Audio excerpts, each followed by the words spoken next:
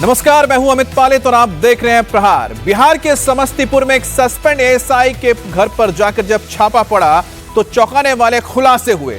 Suspend ASI के घर पर हथियारों का जखीरा मिला है, जिसमें AK-47 और 56 असॉल्ट राइफल समेत तमाम हथियार बरामद हुए हैं। साथ ही घर और ऑफिस से करोड़ों की प्रॉपर्टी और कागजात और कैश मिला है, जिसके बाद सस्पेंड एएसआई को पुलिस ने गिरफ्तार कर लिया है।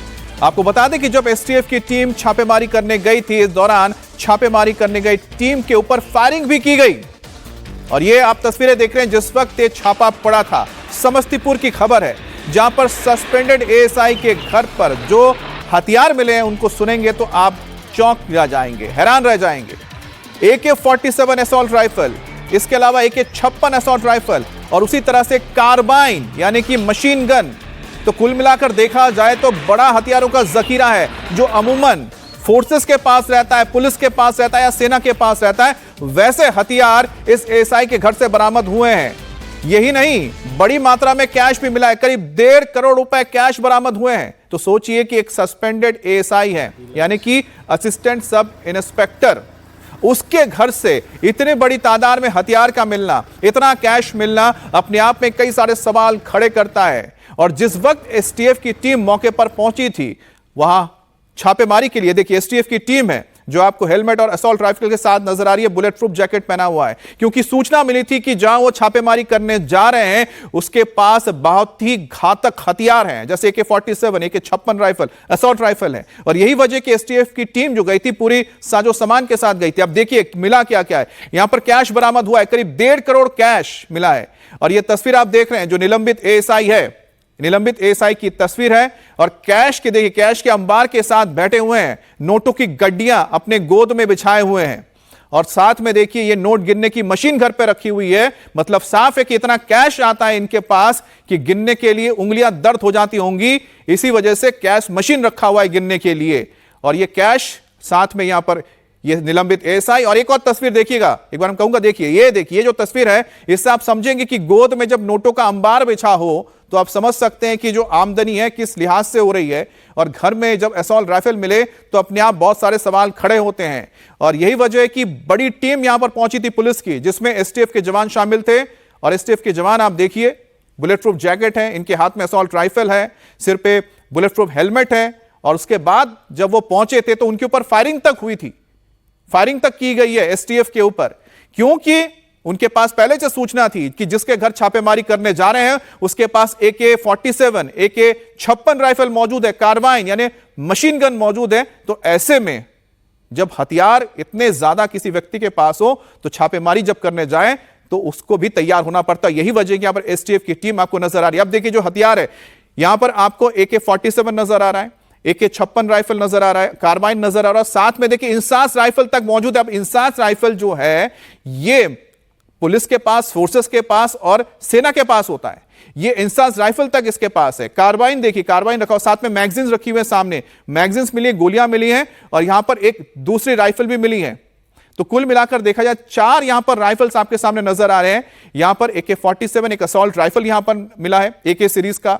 एक यहां पर इंसास असॉल्ट राइफल मिला है। इसके साथ ही यहां पर कार्बाइन, जैसे सब मशीन गन कहा जाता है, वो यहां रखा हुआ है, काले रंग का देखिए छोटा सा। और साथ में यहां पर एक और राइफल मिला है और इसके जो मैगजीन और कारतूस है ये सामने है और गोलियां मिली है, कितनी यहां पर कारतूस रखे हुए। तो कुल मिलाकर देखा जाए क्या एक बड़ा कोई गैंग चलाते थे जो इतना उन्होंने असला और हथियार जमा करके रखे हुए थे एएसआई ने। और ये तस्वीर देखिए, नोटों की गड्डियां जो गोद में बिछा के रखी हैं, हरे हरे नोटों की गड्डियां हैं और साथ में 2000 के नोट की गड्डियां भी नजर आ रही है। और ये वो एएसआई हैं जो निलंबित हैं। और इनके पास जब छापेमारी हुई इनके घर पर तो घर से और ऑफिस से करोड़ों की संपत्ति मिली है। तो एक बार हथियारों को लेकर हम बात करते हैं, क्योंकि किसी एएसआई के घर पे इतने हथियारों का मिलना अपने आप में बहुत सारे सवाल खड़े करता है। कैश की तो तस्वीर आपने देखी ली है, लेकिन सोचिए कि AK-47 मैगजीन, साथ में जिंदा कारतूस मिले 18, कार्बाइन मिला है जिसके एक मैगजीन और इसके साथ ही 12 कारतूस मिले। इंसास राइफल जो असॉल्ट राइफल सेना इस्तेमाल करती है वो भी मिला है, 4 मैगजीन मिले, 70 राउंड गोलियां मिली है। राइफल भी मिला है जिसके 45 यहां पर कारतूस मिले हैं और साथ में 4 खोखे मिली है। तो कुल मिलाकर जो 4 राइफल यहां मिले हैं, जिसकी तस्वीर हम आपको दिखाएंगे, कौन सा क्या राइफल है वो भी बताएंगे और उसका इस्तेमाल किस तरह से किया जाता है वो भी बताएंगे। लेकिन बड़ी बात है कि एक सस्पेंडेड एएसआई के घर पे आखिरकार इतने हथियार कहां से आए, क्योंकि किसी भी एएसआई को ये सारे इशू नहीं किए जाते हैं। यानी कि आप जब नौकरी करते हैं तो आपके पास ये हथियार नहीं हो सकते, अगर आप घर पर हैं तो रख भी नहीं सकते। जो एएसआई हैं उनके पास एक रिवॉल्वर दी जाती है जो सरकारी होती है, लेकिन उनके घर से AK-47 का मिलना, उसके बाद इंसास का मिलना बड़े सवाल खड़े करता है। जमीन के दस्तावेज मिले, करीब 1 करोड़ से ज्यादा की जमीन है। इसके अलावा और भी प्रॉपर्टीज के यहां पर मिले हैं जो दस्तावेज है। नोट गिनने की मशीन मिली है, एग्रीमेंट पेपर मिली है 11 लाख रुपए के, मुहर मिली है। इसके अलावा 40 जमीन के एग्रीमेंट मिले हैं, तो उनकी कीमत भी आप समझ सकते हैं कि कितना होगा। और साथ ही साथ यहां पर दस्तावेज मिले हैं। और ये राइफल की तस्वीर जो आपको दिखा रहे हैं, यहां पर असॉल्ट राइफल्स रखे हुए, AK-47 राइफल रखा हुआ, ये देखिए, ये AK-47 राइफल जो आप देख पा रहे हैं, इसका इस्तेमाल होता है जो सेना करती है, कमांडोज करते हैं। यहां पर इंसास राइफल है जो भारतीय सेना इस्तेमाल करती है, जो बॉर्डर पर तैनात रहती है। ये कार्बाइन है जो अमूमन देखा जाता है पुलिस के पास होती है, ये यहां पर कार्बाइन जो सब मशीन गन का काम करती है। और यहां पर एक और राइफल मिल रही है जिसके अंदर मैगजीन है और नीचे देखिए गोलियां सजाई गई हैं। तो कुल मिलाकर देखा जाए तो ये घातक हथियार हैं, AK-47, इंसास, कार्बाइन, ये जो तीनों हथियार हैं ये अमूमन आप कहीं से भी अपने पास रख नहीं सकते हैं। सिर्फ और सिर्फ ये जो आप राइफल देख रहे हैं ये भी लाइसेंसी राइफल होता है जिसको आप खरीद सकते हैं, लेकिन ये 3 जो राइफल है ये किसी व्यक्ति के पास नहीं हो सकता है। और हमारे साथ नीतीश जुड़ रहे हैं जिनसे हम बात करेंगे कि आखिरकार नीतीश, इतना बड़ा हथियार का जखीरा मिला है, आखिरकार कौन ये शख्स है, कैसे इसके पास इतनी संपत्ति आई, कहां से इतना हथियार जुटाया गया?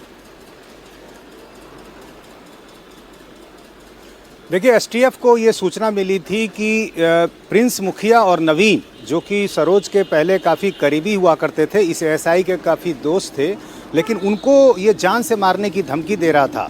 एएसआई सरोज सिंह धमकी दे रहा था प्रिंस मुखिया और नवीन नाम के व्यक्ति को। और इसकी जानकारी जब एसटीएफ को मिली तो एसटीएफ ने वहाँ छापेमारी की और छापेमारी के दौरान जो चीज़ें मिली वो बिल्कुल चौंकाने वाली हैं। और ख़ास बात तो ये कि जब एसटीएफ की टीम वहाँ पर पहुँची तो यहाँ उसके घर से, एएसआई के घर से फायरिंग भी की गई थी। और बाद में जब पुलिस अंदर दाखिल हुई तो जो हथियारों का ज़ख़ीरा मिला, उसके बाद जो जानकारी मिली उसकी निशानदेही पर फिर पटना के गर्दनीबाग और रूपसपुर इलाके में भी छापेमारी की गई। वहाँ भी जितनी बड़ी संख्या में ज़मीन के कागजात मिले हैं वो सब बिल्कुल चौंकाने वाले हैं। और जो सरोज सिंह है ये अपने इलाके में काफ़ी जाना जाता है और इसकी कुछ महीने पहले तस्वीर भी वायरल हुई थी जिसमें ये नोटों की गड्डियों के साथ तस्वीरें में दिख रहा है। और इसके अलावा काफ़ी गोल्ड पहने हुए भी इसकी तस्वीर है और स्थानीय लोग इसे गोल्डमैन के नाम से कहने लगे थे। तो इस व्यक्ति ने पुलिस की नौकरी में रहते हुए जिस तरह से अपनी धाक बनाई और गलत तरीके से पैसे अर्जित किए, अब उन सारी चीज़ों की जांच पड़ताल हो रही है। लेकिन एक आरक्षी यानी कांस्टेबल से 2008 में नौकरी की शुरुआत करने वाला किस तरह से इतनी बड़ी संपत्ति अर्जित कर लेता है, अवैध हथियारों का ज़ख़ीरा अपने घर में रखता है, ये बिहार पुलिस के लिए भी चौंकाने वाला है। और इसलिए अब इसकी पूरी कुंडली जो है वो खंगाली जारी है। ये पता किया जा रहा है कि आखिर ये पैसा इसने कैसे अर्जित किया। हमारे कुछ सूत्र बता रहे हैं कि सेना में नौकरी दिलाने का भी एक ये गैंग चलाता था और इसके अलावा ज़मीन का जो कारोबार था उससे भी जुड़ा हुआ था। बहुत पहले एक बिहार के चर्चित बाहुबली का बॉडीगार्ड बन गया था और उनके संपर्क में आने के बाद इसके रिश्ते जो हैं कई बड़े बाहुबलियों और तमाम इस तरह के आपराधिक छवि के लोगों के साथ होने लगे। और इसी वजह से धीरे धीरे इसका जो कनेक्शन है, नेटवर्क है, वो बढ़ता गया, फैलता गया। और फिर जब जहानाबाद में इसकी पोस्टिंग थी ट्रैफिक थाने में, तो वहाँ के एसपी ने इसे सस्पेंड कर दिया था। इसके खिलाफ कई इस तरह की जानकारी आई थी, अनुशासनहीनता की बातें सामने आई थी और उसके बाद से इसे मुख्यालय में योगदान करना था, लेकिन 6 महीने के बाद भी ये फरार रहा, कहीं ये नजर नहीं आया। और उसके बाद लेकिन अब तो ये तफ्तीश करना होगा कि आखिरकार कैसे AK-47 rifle, INSAS rifle, carbene जैसे घातक हथियार इस एएसआई के पास पहुंचे हैं। और दूसरी बात है कि आखिरकार और कौन से वो लोग थे जिनके जरिए इस एएसआई ने इतना धन कमाया और साथ ही साथ कहां से ये हथियार उसने अपने पास रखे। आप नजर बनाए रखें, इस खबर पर आगे आपसे बात करते रहेंगे। और अब बात करते हैं बकरीद की। देश भर में आज बकरीद यानी कि ईद उल अजहा का त्यौहार मनाया जा रहा है। दिल्ली से लेकर मुंबई और यूपी से लेकर गुजरात तक कड़ी सुरक्षा के बीच आज ईदगाह में बकरीद की नमाज अदा की गई। नमाज से पहले देश के कई शहरों में पुलिस ने फ्लैग मार्च भी निकाला। एंटी सोशल एलिमेंट्स पर नजर रखने के लिए ड्रोन और सीसीटीवी कैमरे से निगरानी की जा रही है। वहीं बकरीद की कुर्बानी को लेकर यूपी समेत कई राज्यों में गाइडलाइंस भी जारी की गई हैं। लोगों से प्रतिबंधित पशुओं की कुर्बानी नहीं करने की अपील की गई है। इसके साथ ही यह भी कहा गया है कि कुर्बानी खुली जगह पर ना की जाए और कुर्बानी करते समय साफ सफाई का खास ध्यान रखा जाए। ऐसा काम ना करें कि किसी दूसरे समुदाय की भावनाएं आहत हो जाएं। सोशल मीडिया पर कुर्बानी के वीडियो और तस्वीरें शेयर ना की जाए। तो तस्वीरें आप देख रहे हैं कि देश भर में किस तरह से बकरी ईद के त्योहार को मनाया जा रहा है। मस्जिदों में भारी भीड़ देखने को मिली और दूसरी तरफ यहां पर प्रशासन भी चाक चौबंद रही। बकरीद पर प्रतिबंधित पशुओं की बलि को लेकर घमासान छिड़ा हुआ है। इस बीच बड़ी खबर महाराष्ट्र के मालेगांव से आ रही, जहां मालेगांव में सेंट्रल से एएमआईएम के विधायक मुफ्ती इस्माइल ने गौरक्षकों को धमकी दी। मुफ्ती इस्माइल ने कहा है कि हर एक्शन का रिएक्शन होता है, जो काटने आएगा उसे जवाब मिलेगा। दरअसल गौरक्षक मिलिंग एक बोटे ने कहा था कि बकरीद पर अगर गाय काटी जाएगी तो कसाई भी कटेगा। इसी पर अब मालेगांव के एआईएमआईएम के विधायक ने विवादित बयान दिया है। क्या है, ये कानून को हाथ में लेने की बात है। जाहिर बात है, अगर कोई गाय ज़िबा करता है, गाय की कुर्बानी देता है और महाराष्ट्र सरकार ने गौवंश का कानून बनाया है, तो सरकार कानून के मुताबिक सजा देगी। अब अगर कोई भी आदमी उठेगा जो कानून का रखवाला नहीं है और मुल्क का होम मिनिस्टर नहीं है, और वो अगर ये कहेगा कि गाय कटेगी तो लोग कटेंगे, तो जाहिर बात है ये तो कानून हाथ में लेने वाली बात है। और अगर इस तरह वो मैदान में आएंगे तो एक्शन का तो रिएक्शन होता है। जाहिर बात है वो आएंगे और वो लोगों को काटेंगे और वो महफूज रहेंगे, ऐसा तो नहीं होगा। अब मिलिंद साहब देखिए कि इस बात पे लोगों से अपील नहीं कर रहे हैं कि जो प्रतिबंधित पशु हैं वो ना काटी जाए, ये दूसरी दलील दे रहे थे। बहरहाल ईद उल अजहा का त्योहार कड़ी सुरक्षा के बीच मनाया जा रहा है, लेकिन कई जगहों पर कुर्बानी को लेकर विवाद भी छिड़ गया है। मुंबई के गोरेगांव में 2 सोसाइटी में बकरीद पर कुर्बानी को लेकर विवाद था, जिसके बाद बीएमसी ने कुर्बानी की इजाजत नहीं दी। आज गोरेगांव इलाके में पुलिस तैनात है। सिक्योरिटी के बीच ईद का त्योहार मनाया जा रहा है। हिंदू पक्ष की शिकायत पर कुर्बानी की इजाजत नहीं दी गई है। आजाद नगर सोसाइटी और राजरुद्रम सोसाइटी आमने सामने है। राजरुद्रम सोसाइटी में 56 हिंदू परिवार रहते हैं और इस सोसाइटी के साउथ वाली तरफ से आजाद नगर सोसाइटी का ओपन एरिया दिखता है। अब हिंदू पक्ष का कहना था कि यहां मुस्लिम पक्ष के लोग बकरीद पर खुले में बकरियों की कुर्बानी देते हैं और इससे लोगों में प्रॉब्लम होता है। हिंदू पक्ष की शिकायत पर बीएमसी ने खुली जगह पर कुर्बानी ना करने का आदेश दिया था। हालांकि मुस्लिम पक्ष का कहना है कि सब कुछ बंद एरिया में करते आ रहे हैं। अब मुंबई की गोरेगांव की आजाद नगर सोसाइटी में 36 मुस्लिम परिवार और 4 गैर मुस्लिम परिवार रहते हैं। मुस्लिम पक्ष का कहना है कि पिछले 25 साल से सोसाइटी में बकरा काटा जा रहा है, लेकिन इस बार बीएमसी से परमिशन नहीं मिली है। आज बकरीद के दिन आजाद नगर में पुलिस तैनात की गई है। महाराष्ट्र के मुख्यमंत्री देवेंद्र फडणवीस ने पुलिस को ये निर्देश दिए हैं कि बकरीद के मौके पर सभी जगहों पर सुरक्षा व्यवस्था चाक चौबंद होनी चाहिए और इसी तर्ज पर मुंबई, महाराष्ट्र और अलग अलग इलाकों में फिलहाल कड़ी सुरक्षा व्यवस्था हमें देखने को मिल रही है। फिलहाल इस वक्त मुंबई के गोरेगांव इलाके की आप तस्वीरें देख रहे हैं, जहां पर आप देख सकते हैं कि बीते दिनों एक विवाद हुआ था हिंदू पक्ष और मुस्लिम पक्ष को बकरीद की कुर्बानी को लेकर। ये इलाका है, अगर आपको बताएं तो ये गोरेगांव का वो इलाका है जहां पर 2 सोसाइटियां हैं, एक आजाद नगर सोसाइटी और उसके ठीक ऑपोजिट में दूसरी तरफ अगर आप देखें तो राजरुद्रम नाम की सोसाइटी है। राजरुद्रम सोसाइटी के लोगों का ये आरोप था कि बकरीद के दिन कुर्बानी इस जगह पर होती है और इस वजह से अगर आप देखें तो राजरुद्रम सोसाइटी के लोगों को ठीक सामने की जगह पर उन्हें वो कुर्बानी देखनी पड़ती है, जिसकी वजह से उन्हें काफी ज्यादा परेशानी होती है। वहीं आजाद नगर सोसाइटी के लोगों का ये दावा था कि जिस तरह से यहाँ पर ताड़पत्री अगर आप कहें, आप देखिए यहाँ पर पहले से बैरिकेडिंग कर दी गई है, इसे लगाकर ये सुनिश्चित किया गया कि किसी को भी किसी प्रकार की परेशानी न हो। अब इस पूरे मामले में मुंबई पुलिस ने सुरक्षा व्यवस्था को ध्यान में रखते हुए एक तरफ सिक्योरिटी यहाँ पर लगाई है और वहीं दूसरी तरफ अगर आप देखें तो पहले ही बीएमसी की तरफ से यहाँ पर किसी भी प्रकार की कुर्बानी नहीं होगी और एनओसी को खारिज कर दिया गया है। ऐसे में इस जगह पर सुरक्षा व्यवस्था को लेकर कोई परेशानी न हो, इस बात की समीक्षा की जा रही है। पुलिस के वरिष्ठ अधिकारी भी यहाँ पर समय समय पर आकर निगरानी कर रहे हैं। वहीं दोनों ही पक्षों की तरफ से साफ तौर पर यह बात कही गई है कि किसी भी तौर पर न तो मुस्लिम समुदाय यहाँ पर कुर्बानी करेगा और न तो हिंदू पक्ष की तरफ से यहाँ कोई विरोध प्रदर्शन किया जाएगा। ऐसे में बकरीद के त्योहार और इस पूरे पूरे सिलसिले को देखते हुए इस बात का ध्यान रखा जा रहा है कि सुरक्षा व्यवस्था में कोई कमी न आए। और बीएमसी ने बकरीद पर कुर्बानी की परमिशन इसलिए नहीं दी क्योंकि हिंदू पक्ष ने इसको लेकर आपत्ति दर्ज कराई थी। हिंदू पक्ष का कहना है कि कुर्बानी खुले में होती है और कुर्बानी के बाद खून खुले में बहता है। बकरीद के 2 दिन बाद तक मांस के अवशेष खुले में पड़े रहते हैं और हिंदू पक्ष का तर्क आपको सुनाते हैं। बकरीद के ठीक पहले मुंबई की कई सोसाइटीज में बकरा काटने को लेकर विवाद हो रहा है।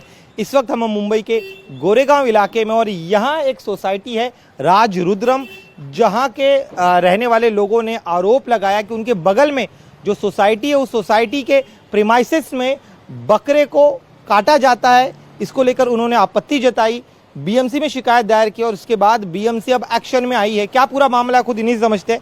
आप मुझे बताइए जरा, आपके प्रीमाइसेस में बकरा नहीं काटा जा रहा है, बगल की प्रीमाइसेस में बकरा काटा जा रहा है, फिर आप लोगों को आपत्ति क्यों हुई?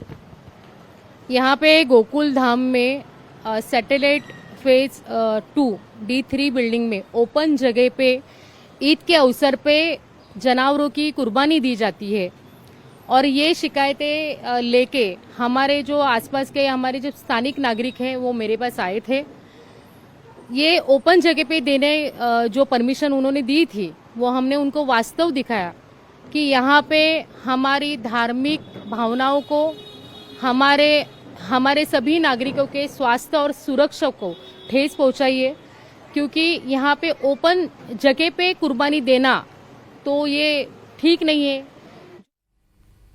और कुर्बानी की परमिशन ना मिलने से मुस्लिम पक्ष नाराज है। मुस्लिम पक्ष का कहना है कि जिस जगह बकरे की कुर्बानी दी जाती है उसे पूरे एरिया को पर्दे से कवर किया गया है और बकरे के वेस्ट को नियम के तहत ही डिस्पोज किया जाता है। कुल मिलाकर किसी को कोई परेशानी ना हो इसका ध्यान रखा जाता है। मुस्लिम पक्ष बीएमसी के फैसले से नाखुश है।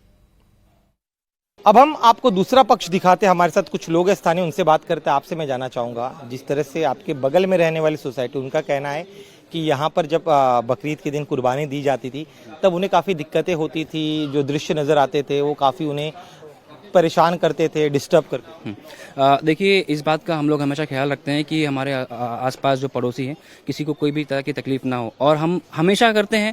कुछ ऐसा है नहीं कि जो मतलब हम लोग नया कर रहे हैं, और सफाई का हर चीज़ों का हम लोग हमेशा ख्याल रखते हैं। और मेरा कहना ये है कि ये अननेसेसरी जो है ना बातों को बढ़ाया जा रहा है, क्योंकि हमारे पास अभी तक बीएमसी का परमिशन था चीज़ों के लिए, और सडनली कुछ पॉलिटिकल प्रेशर आता है और परमिशन कैंसिल हो जाता है, वो भी।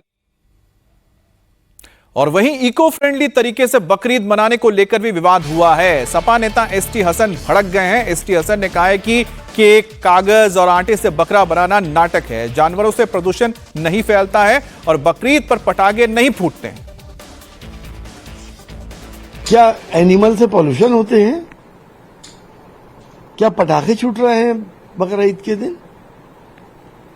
अगर उसका खून नदियों में भी जा रहा है तो वो एनिमल प्रोडक्ट है, उससे कोई नुकसान नहीं हो रहा किसी को, कोई केमिकल नहीं जा रहे। लेकिन लोगों को बदनाम करना, लोगों का एक हिंदू मुसलमान करना और वोट पोलराइज करना, ये रूलिंग पार्टी का एक सिलसिलेवार प्रोग्राम चला जा रहा है। बकरीद पे अगर हम लोग कुर्बानी देते हैं उसके 8 दिन तक गोश्त की दुकानें बंद रहती हैं, वहां पे सेफ हो जाता है सारा जानवर। लेकिन क्योंकि मुसलमान कर रहे हैं, आपको परेशानी है। आप ये जिक्र नहीं करते कि मंदिरों के अंदर भी बलि दी जाती है और हर मजहब में कुर्बानी दी जाती है। और इस वक्त की एक और बड़ी खबर आपको बता दें, पाकिस्तान के लिए जासूसी कांड में अब तक का सबसे बड़ा खुलासा हुआ है। पाकिस्तान पुलिस का पूर्व एसआई जासूस नेटवर्क का मास्टरमाइंड माना गया है। पाकिस्तान पुलिस का पूर्व एसआई नासिर ढिल्लो ये जासूसी करवाता था। जसवीर सिंह को आईएसआई के एजेंट से नासिर नहीं मिलवाया था। ज्योति मल्होत्रा से भी संपर्क में था ये नासिर ढिल्लो। हमारे साथ कुमार सोनू जुड़ गए। कुमार, और क्या खबर है आपके पास? देखिए जो नासिर है ये एक सबसे बड़ा किंग पिन है। जैसे कि नौशबा का नाम सामने आया था जो कि पाकिस्तान में ट्रैवल एजेंसी चलाती थी, वैसे ही इस नासिर ढिल्लो का नाम सामने आया ये कि ये जो है फैसलाबाद का रहने वाला है और पंजाब जो कि पाकिस्तान का पंजाब शहर है वहां पर ये सब इंस्पेक्टर होता था। उसके बाद इसने वहां नौकरी छोड़ दी और उसके बाद आईएसआई के संपर्क में आया। आईएसआई के साथ मिलकर ये भारतीय यूट्यूबर्स को जब वो पाकिस्तान आते थे उनके साथ पॉडकास्ट करना, उनके साथ बातचीत करना, उनके साथ संबंध बढ़ाना। उसके बाद जब वो इसके ट्रैप में आ जाते थे तो उनको जो है जासूसी के लिए आईएसआई के कहने पर टास्क देता था। आपको याद होगा जो जसबीर पंजाब से गिरफ्तार हुआ था उसके साथ भी इसका लिंक सामने आया था और जसबीर ने ही पुलिस पूछताछ में नासिर ढिल्लो का नाम बताया। और जो ज्योति मल्होत्रा जो कि हरियाणा की रहने वाली है वो जासूसी कांड में गिरफ्तार हुई। कुमार सोनू तो उसने उसके तो साथ कुल मिलाकर देखा जाए तो जब यहां से यूट्यूबर्स जाते थे तो उनको अपने जाल में फंसाया जाता था। उन्होंने लालच मिलता था कि पैसा भी मिलेगा और साथ ही साथ उनके व्यूज भी बढ़ेंगे और इसी का फायदा उठाकर इतने दिनों तक वो भारत के खिलाफ इन लोगों का इस्तेमाल करते रहे। लेकिन अब पर्दाफाश हो चुका है। दूसरी तरफ मालामाल एक और व्यक्ति भी हुआ है और वो कौन है वो आपको हम बताएंगे। लेकिन जिस तरह से आपने देखा कि जो जासूसी का जो आरोप यहां पर लगा है, ये देखिए, ये वो नासिर ढिल्लो हैं। ये वो नासिर ढिल्लो हैं जो पाकिस्तानी पुलिस का पूर्व एसआई है, यानी कि सब इंस्पेक्टर है। और ये एक तरह से काम करता था एजेंट के तौर पे आईएसआई और साथ ही साथ जो यहां पर जासूसी के लिए लोगों को रिक्रूट किया जाता था, जिसमें भारत के लोगों को, नागरिकों को फंसाया जाता था, फिर उनको लालच देकर आईएसआई के लिए काम करवाया जाता था पाकिस्तान के लिए।